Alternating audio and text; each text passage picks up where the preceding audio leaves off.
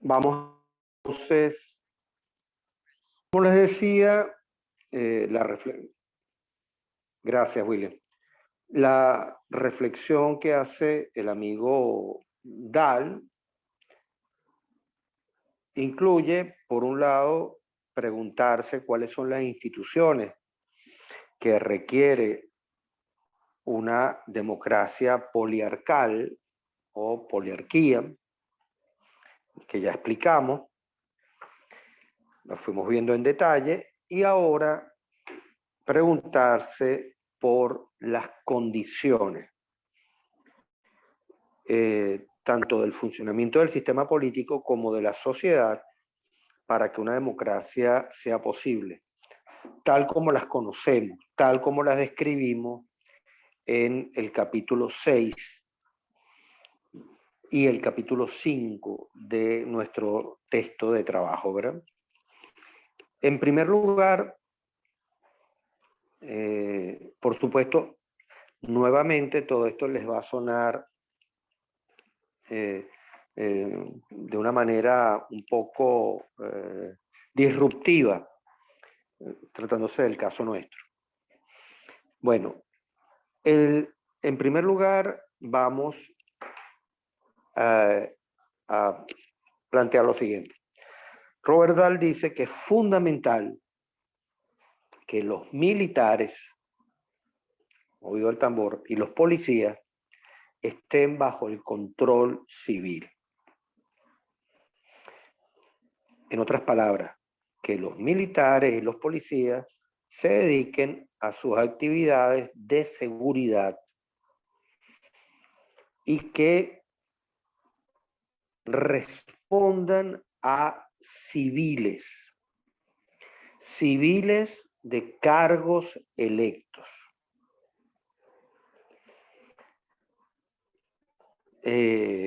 Como pasa en la mayoría o en la totalidad de las democracias. ¿Sí? Las Fuerzas Armadas o los cuerpos de seguridad del Estado responden a los cargos electos, cargos que son ocupados por civiles. Este elemento es, digamos, un parteaguas, ¿ok? O sea, esto es un elemento central. Yo lo mencionaba en una clase anterior con motivo de un tema vinculado, y es que sencillamente, ¿por qué tú no puedes? Alguien puede decir, pero bueno, ¿por qué los militares y los policías no pueden participar del debate político? Ellos no son ciudadanos. En la Constitución actual, por ejemplo, los militares pueden votar, los policías pueden votar. Pero es evidente que tú no puedes meter en el debate, intercambio de ideas, discusión de propuestas, etcétera, a personas que están armadas, porque el equilibrio del sistema político se va por el desagüe. Cuando comenzó este periodo trágico y desgraciado de la vida nacional, y el señor Chávez primero, y bueno, por supuesto después continuado con el actual régimen, empezó a meter militares en actividades, en programas sociales, los empezó a encargar de ministerios que no eran el de defensa precisamente, le empezó a dar responsabilidades políticas. Mucha gente levantamos la voz y dijimos, esto no está bien, esto no es correcto. ¿Por qué?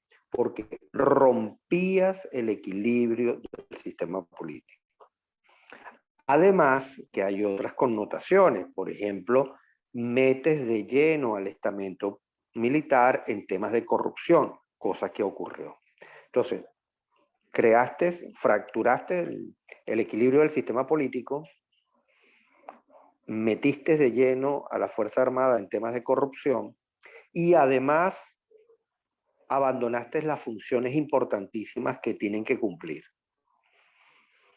Ese es el caso venezolano, que es el contrario de lo que plantea el amigo Robert Dahl. Le dice, no, separado. ¿ok? Los militares tienen que responder a autoridades civiles, autoridades que han sido electas en procesos democráticos. Hasta ahí, ¿ok? Hasta ahí es que tiene que llegar.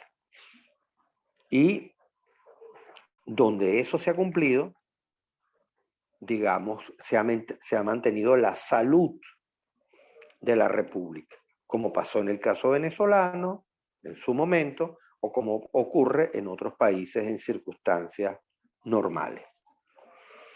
Bien, esa es la primera condición que plantea Robert Dahl. ¿Cuál es la segunda? Esto tiene mucho que ver con digamos, el estado en el cual se encuentra la sociedad. Él dice que se requiere una sociedad en donde priven, en primer lugar, valores democráticos. ¿Okay? Valores democráticos es que la gente realmente crea en la libertad de expresión, crea en la libertad de asociación, crea en los derechos humanos, en el respeto a la opinión de otros, etcétera, etcétera, etcétera. En el caso venezolano, aun cuando hay una parte importante de la población que mantiene esos valores democráticos, no es menos cierto que hay una parte de la población que en su momento votó por Chávez y también después votó por el señor Maduro, porque sus valores no eran precisamente democráticos. Era gente que decía, aquí hace falta un militar que ponga orden. Es decir, había una cultura militarista en una parte de la población. ¿Ok? Había gente que te decía, bueno, ¿por qué tanto debatir? Hay que ir a la acción. Cuando lo que realmente hace exitoso en la sociedad, y más si es democrática, es el debate. Cuanto más se debate, el debate no es pérdida de tiempo, es un proceso por el cual se aclaran ideas, se construyen consensos, se elaboran acuerdos. Ese es un elemento central. Vamos a hacer aquí un paréntesis para que el amigo Camil intervenga. Dime, Camil. Y después, por ahí tiene la mano levantada Valentina. Camil, adelante. Dígalo. Camil. ¿Aló, Camil?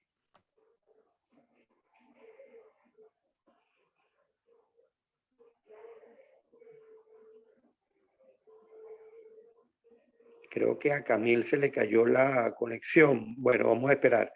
Vamos, Valentina. Tenías la mano levantada. Cuéntame, Valentina. Valentina. Bueno, primera pregunta de rigor. ¿Me están escuchando? Sí, profesor. Se me cayó el internet. Sí, Un momento. profesor, le oye. Ah, ok. Sí, sí se le Ok. escucha, profesor. Pero yo tenía una Perfecto. pregunta, no sé si vio mi mano levantada. No, no la vi, pero bueno, adelante, Leandro, cuéntame. No, Camil. Ah, bueno, Camil, entonces. Era con respecto, por ejemplo, en las sociedades democráticas o en los valores democráticos, el respeto de la opinión del otro. O sea, ¿cómo se maneja eso que está muy de moda ahorita? El discurso de odio. Es decir, ¿qué nos puede comentar acerca de eso a profundidad? Porque es algo delicado y muy difícil. Bueno, mira, el tema del discurso de odio es algo que es de vieja data, ¿no? Y que sobre todo digamos, se disciplinó, se organizó, se estructuró con los movimientos totalitarios, ¿no? Eh, con lo que planteaba Lenin, con lo que planteaba en su momento Goebbels, del aparato de propaganda nazi y los demás movimientos totalitarios. El discurso de odio básicamente consiste en utilizar el conflicto en sus niveles más extremos como una herramienta política y sobre todo busca dos cosas, o tres. La primera, eliminar el debate. Es decir, no hay debate de ideas, ¿ok? Sino que hay un sector de la población, hay un grupo, una clase social, una etnia, los miembros de una religión o de un partido político, lo que sea, que son, según los promotores del odio, son seres tan despreciables que, bueno, imagínate, o sea, que voy a discutir yo con ellos. Yo no tengo nada que discutir. Sobre todo cuando esto va de la mano en que los movimientos totalitarios se caracterizan, entre otras cosas, como yo siempre utilizo el término, son los poseedores de la fe verdadera. Yo poseo la fe verdadera. ¿Ok? Ya, llámese nazismo, fascismo, comunismo o cualquier otra, los movimientos totalitarios de origen religioso, como el fundamentalismo islámico. Entonces, primera función, elimino el debate, entonces suspendo el elemento central de la política democrática, que es debatir, integrar ideas, contrarrestar argumentos, etc. Primera. Segunda función que cumple es crispar a la sociedad y ponerla en un estado de parálisis. La sociedad no está trabajando, la sociedad no está funcionando, la sociedad no está educando, la sociedad está crispada, está tensa, está colapsada. Y ahí yo controlo. Y la tercera función es deshumanizar al enemigo. ¿Ok? Cuando yo deshumanizo al otro, eso tiene una intención totalmente maligna. Bueno, el otro puede ser atacado, puede ser exterminado. Cuando el otro ya no es humano, cuando la propaganda y el discurso de odio, ¿se acuerdan cuando le decían, los que no están contentos son los escuálidos, los vendidos, los vendepatrias, los disfuncionales? ¿Ok? Ese discurso está montado, abre las puertas al siguiente paso, que es, ya no es la violencia verbal, sino la violencia física. ¿Sí? Estas son las tres funciones. Eliminar el debate, yo elimino el debate, la confrontación de ideas, ¿ok? Estigmatizo a un grupo y deshumanizo a ese grupo y ya lo hago vulnerable a la violencia, ¿ok? Eso es parte del tema. Entonces, cuando se habla de discurso de odio, ahora, esto es tan retorcido, Camil, que hay movimientos políticos que militan en el discurso de odio, pero que acusan a los otros de discurso de odio. Eso es absolutamente leninista. Eso es Lenin era... lo que yo temo, pues. El tema de, por ejemplo, las cuestiones LGBT es delicado, es demasiado, o sea, es un tema Claro, sumamente, digamos, ¿cómo decirlo? Es como echar gasolina al fuego, pero de inmediato, ¿no? claro, porque se utiliza en eso también Lenin y bueno, y compañía, el marxismo en general, siempre han sido unos artistas, como dice aquí William, el nuevo discurso LGTB socialista, efectivamente, secuestran causas perfectamente válidas. En un primer momento secuestraron la causa obrera, después la causa de los homosexuales y después otros temas, el feminismo, etcétera, los secuestran. Y desde el secuestro dan una versión totalmente tergiversada, porque en realidad la causa de estas personas no les interesa. Lo que les interesa es apropiarse de una causa que, digamos, da buena imagen, te crea una falsa imagen de tolerante, de progresista, pero en realidad lo que estás es instrumentalizando la causa para los fines de toda la vida, que es tumbar al sistema, bla, bla, la revolución, etcétera, etcétera, etcétera.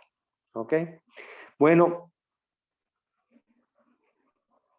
exacto, la deshumanización de la persona es una de las claves de ese discurso de odio.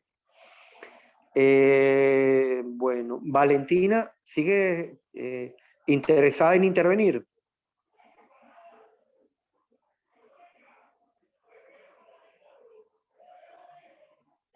Valentina.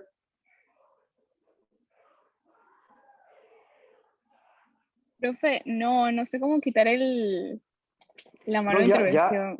ya la mano desapareció, pero lo que quieres decir es que la pusiste involuntariamente. Sí, exacto. Ok, Disculpe. chévere. No, tranquila, no hay ningún problema. Por aquí había otra pregunta que no llegué a leer. A ver. Dice William, no han escuchado en la radio, por ejemplo, la propaganda de abuso de género. Siempre dicen, chica, si tienes problemas, llámanos. Sí, fíjate que este es un debate interesante. Por ejemplo, en España, ha habido unas propuestas que han hecho, o sea, nadie niega, por supuesto, que hay situaciones de violencia en las parejas y en la familia. Hay datos además abrumadores, son terribles, ¿no? Pero hay algo que es extremadamente importante cuando uno está en este tipo de debate, es que y ahí volvemos otra vez al tema de las condiciones de una sociedad democrática, está el respeto a las leyes. Es decir, nadie discute que hay violencia hacia las mujeres, mucha más de la que se quiere reconocer. Pero por otro lado, la violencia en el hogar no se limita a las mujeres. Por ejemplo, las personas mayores con mucha frecuencia son víctimas de violencia familiar. Los niños. Y aunque en menor medida, también hay violencia de mujeres hacia hombres, en menor medida. Y esa se conoce menos aún por el tema de la vergüenza del hombre de decir que su mujer le golpea. Pero bueno, en todo caso, cualquier sistema jurídico tiene un principio que es el de la presunción de inocencia. Entonces, por ejemplo, hay movimientos feministas que han planteado así como que la denuncia de una mujer automáticamente se convierte en una sentencia. Eso no puede ser, porque tú no puedes eliminar la presunción de inocencia. Porque si tú eliminas la presunción de inocencia, bueno, se viene todo abajo, pues. Se viene todo abajo. Bueno, dejemos este tema y vayamos al caso que estamos viendo en Barinas. La Contraloría inhabilita, ¿no? La Contraloría no puede inhabilitar a nadie. La Contraloría tiene que hacer investigaciones, ¿verdad? Y dar insumos para que un fiscal proceda en un juicio. Si una persona ha cometido malversación de fondos, ha robado dinero, etcétera, eso lo tiene que llevar adelante un fiscal ante un juicio donde la otra persona tiene derecho a defenderse y solo después, cuando haya sentencia firme, es que tú puedes decir, usted cometió malversación de fondos, por decir algo, y por lo tanto usted queda inhabilitado para funciones públicas. Pero usted no puede así, un funcionario de la Contraloría, estar inhabilitando gente. Porque si no, bueno, tenemos el espectáculo que tenemos en Venezuela. Ya que por ahí había una pregunta de ustedes.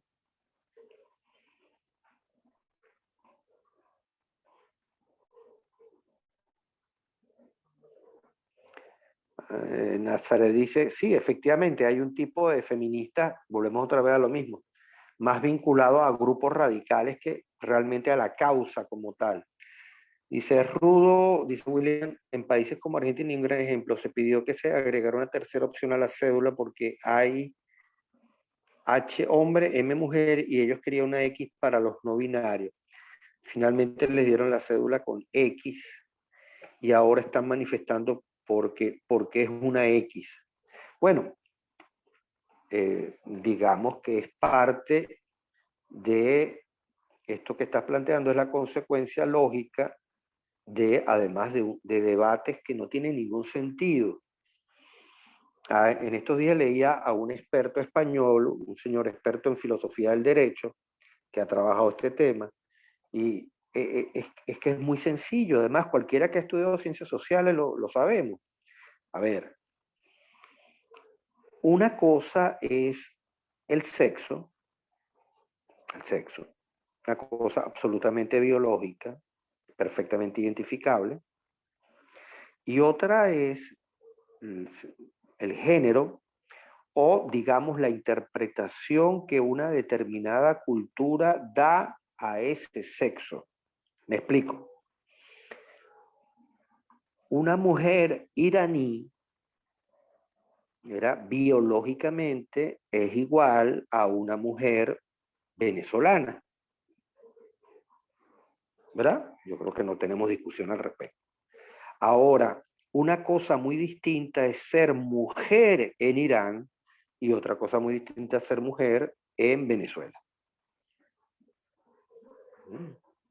Entonces, hay unas interpretaciones sociales del sexo, unas que pueden ser muy respetables, otras que son absolutamente rechazables, como por ejemplo el concepto que se tiene de las mujeres en el mundo islámico, y entonces ahí hay otro debate. Pero entonces está el sexo y está lo que... Entonces, en una sociedad democrática, libertaria, como es Estados Unidos o es Francia, un señor es físicamente, tiene un sexo, es hombre, pero bueno, él dice, yo soy bisexual, por ejemplo. Dice él dice que él es bisexual. Bueno, está bien, chévere. O sea, son dos cosas perfectamente compatibles. O sea, en su cédula va a aparecer que usted es un hombre, pero porque, como decía este experto español, esto puede llevar a una verdadera locura, incluso a problemas incluso de seguridad. Porque entonces, ¿cuántos documentos puede tener una persona? ¿Ok? Entonces, como digo, cuando esto se ideologiza, cuando esto se saca del sentido común y peor aún se instrumentaliza con fines políticos, bueno, entonces la situación se hace todavía más lamentable. ¿Había alguna pregunta más? ¿No? Entonces, ¿qué fue? Yo, ¿Alguien profe, levantó? había levantado la mano, sí. Ah, ok, pensé que era alguien que dejaba un mensaje. Y yo Dime. digo, o sea, por ejemplo, lo que usted estaba señalando del Islam, las mujeres en el Islam, o sea, no tienen derecho alguno. O sea, son simplemente herramientas para los hombres. Pero esas mujeres, por ejemplo, si armaran un movimiento, etcétera, usted no las ve sin camisa, con las tetitas al aire, como algunas feministas lo hacen acá. O sea, ¿por qué tienes necesidad de desnudarte para hacer sentir tu pensamiento? O sea, ese tipo de cosas es lo que yo no, o sea, no me entra en la cabeza. Entonces, una cosa es ok, está bien, tú quieres manifestar, quieres decir que están violando a las mujeres, que las matan, etcétera. Y otra cosa es muy diferente, que uses tu cuerpo para causar algún tipo de emoción o cosas así, ¿sabes? O sea, una Sí, cosa es bueno, que no te respetes. Para mí eso es que no te respetas. claro. Fíjate, primero habría que ver en qué contexto ocurre eso. Pero en todo caso, si a mí me dan a elegir, yo prefiero una sociedad en donde si una señora quiere ponerse sin ropa en una plaza, sin que la apedreen, yo prefiero eso a una sociedad en donde las mujeres son sometidas como si fueran cosas. Y como digo, hay mucho debate acerca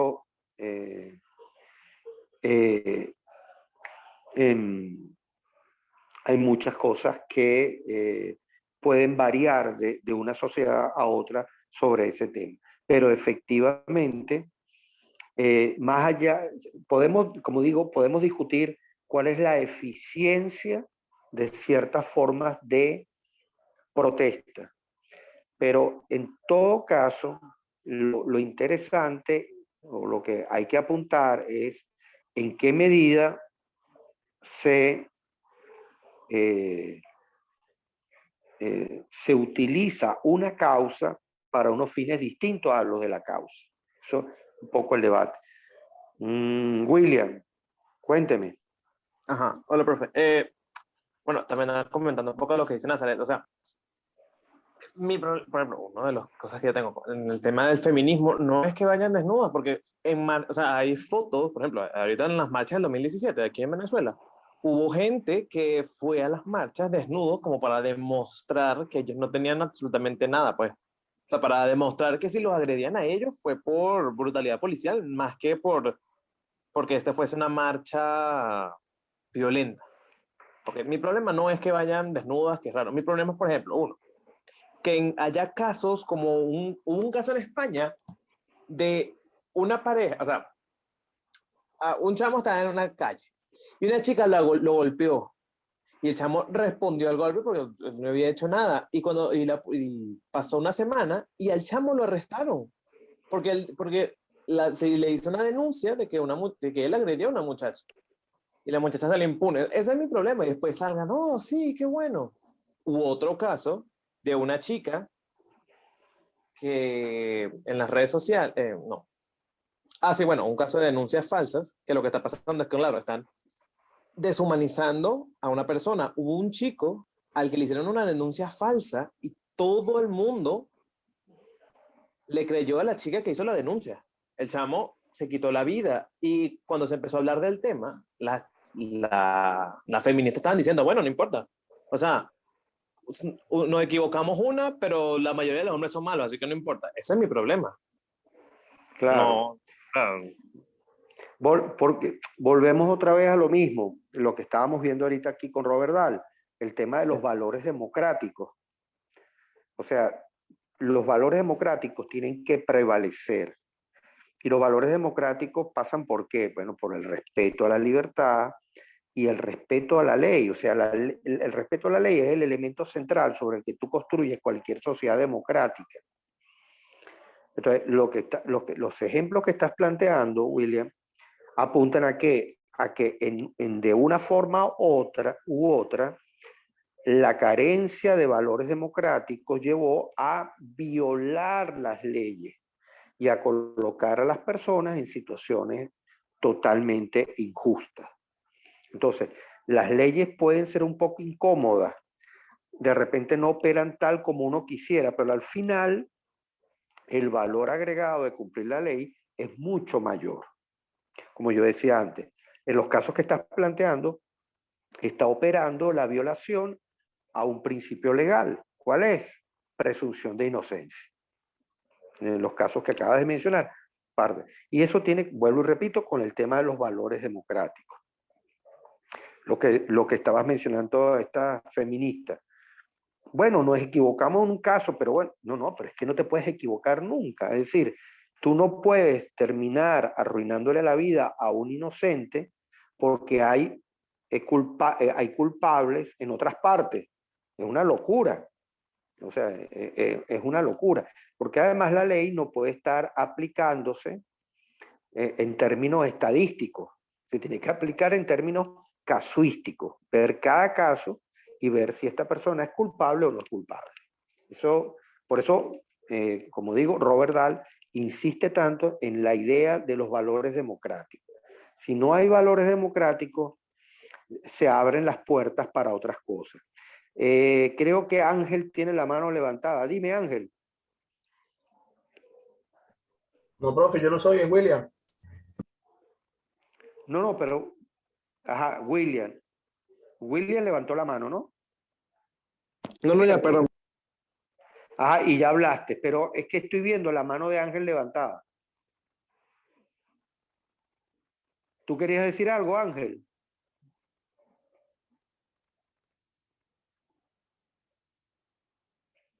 Yo imagino que no. No.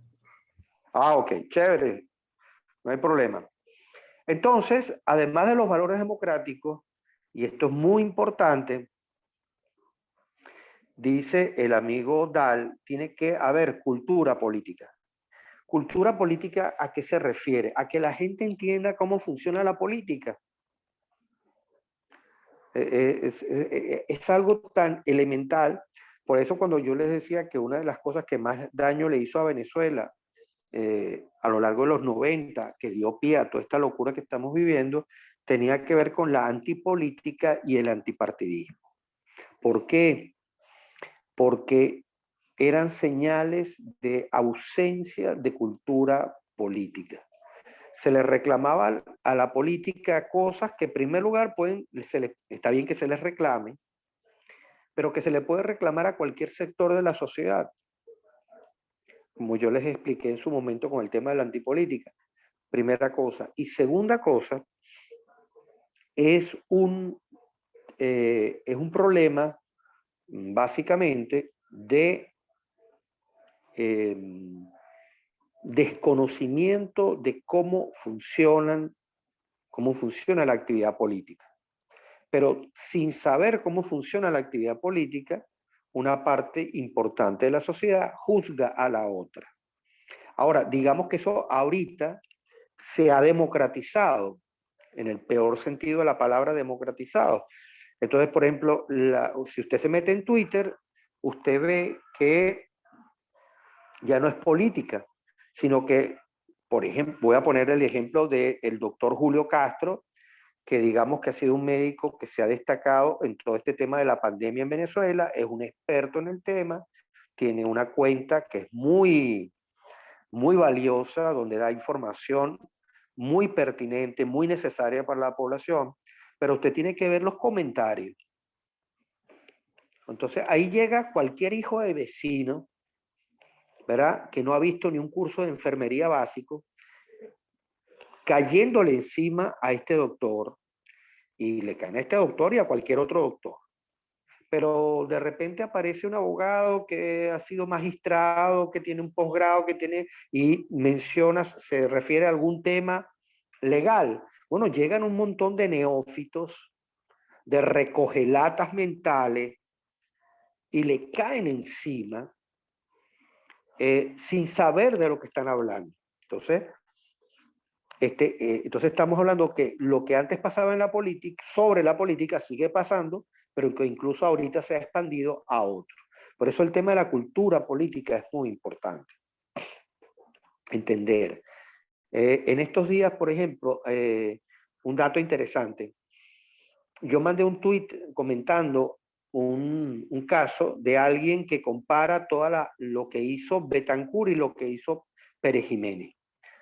Entonces, para un montón de perejimenistas trasnochados en este país, que precisamente por ser perejimenistas trasnochados, votaron por Chávez en el 98, hubo una parte del electorado que votó por eso, porque estaban convencidos que con Pérez Jiménez se había construido muchísimo y se había hecho no sé cuántas obras, no sé qué, y que en la democracia no se había hecho nada.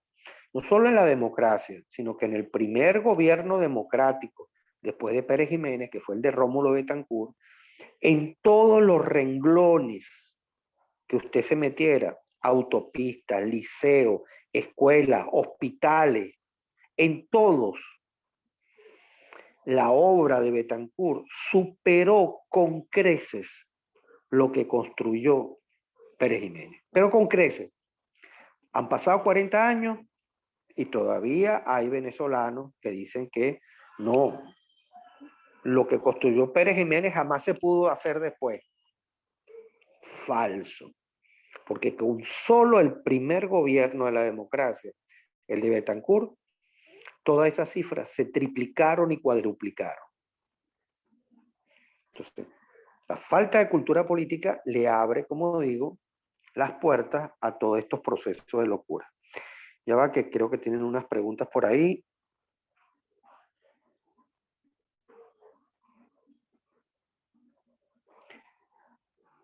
Bueno, por eso que estoy diciendo, o sea, porque la falta de cultura política, el militarismo, que es algo de muy vieja data en Venezuela, eso de que aquí hace falta un militar que ponga orden, bueno, ya vi, ¿no? Ya saben qué hizo el último militar que tuvimos en el poder y lo que hizo fue implantar durante 13 años el mayor desorden y caos administrativo, político, militar, educativo y de seguridad jamás imaginado. Entonces, eso es parte de la locura. Ajá. Perfecto, quedan 2 minutos, entonces vamos a darle la palabra a Nazaret y vamos a un receso. Ajá, dímelo. A ver, profe, yo pienso también, porque es que la cabeza de verdad no me da para más. Yo pienso que la gente en ese momento era como que, ay, nada más porque construiste infraestructura, ay, ya lo tenemos todo. O sea, no es solamente la infraestructura, pana. Si tú no garantizas la democracia, el respeto a los ciudadanos, tú usas el aparato represivo como herramienta para poner orden, pana. O sea, ¿cómo tú puedes adorar y amar a un tipo que solamente se enfocó en la infraestructura? O sea, es que es un disparate, en serio.